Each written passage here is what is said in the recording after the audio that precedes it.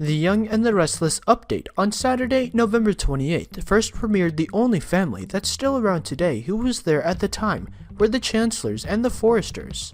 Though later it was retconned that Jay knew John and Dina when they were all on The Young and the Restless together. We presume that in 1973 they were living on the other side of the camera. The groom, Chance, is actually Philip Chancellor IV, grandson of Kay's then-husband Philip Chancellor II, and Jill Foster, the manicurist Philip had an affair with.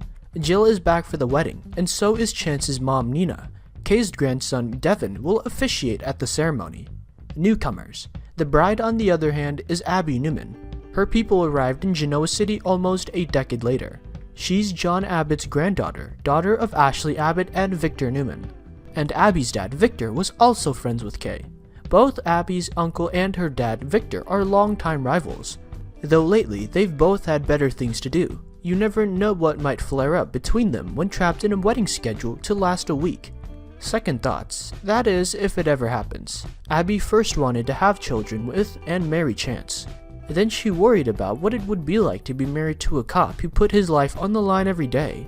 Then she wanted to have children with and marry Chance again, after he nearly lost his life in the line of duty. Now she's not sure again.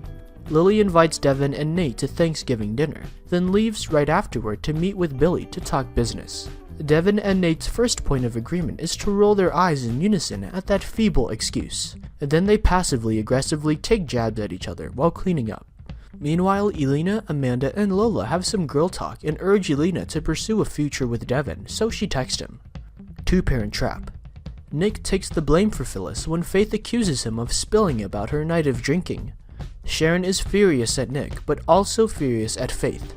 Faith turns on the tears and reminds her parents how she's suffered ever since Billy's article on Adam came out.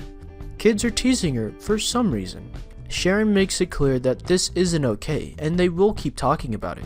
At the Abbotts, Jack makes a Thanksgiving toast to his assembled family members. Summer, who was there for some reason, she opted not to become an Abbott by running off only a few weeks ago, saying she needs to go. Jack wonders why Kyle didn't ask her to stay. Kyle says he needs to go too. He and Summer meet at a hotel. He slipped her his key. She used it. Kyle wants to know what it means. Summer wants to tell him. Kyle takes the blame for everything. Summer admits she's been acting like a lunatic, but she doesn't want to discuss it anymore.